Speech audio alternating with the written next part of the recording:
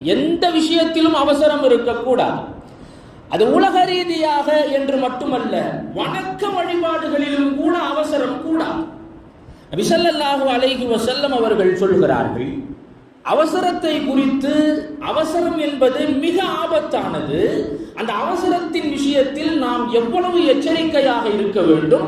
நபி அவர்கள் சொல்லுகிறார்கள், இதா சுவிப பிஸ்ஸலாத், தொழுகைக்காக வேண்டி இகாமத்து சொல்லப்பட்டு விட்டால், தொழுகைக்காக இகாமத்து சொல்லப்பட்டு விட்டால், ஃபலா யஸ்அ இலைஹா அஹதுக்கும், இகாமத்து சொல்லிட்டாங்களே அப்படின்னு அவசரமாக வேகமாக விரைந்து வராதீர்கள் என்று சொல்லுவார்கள்.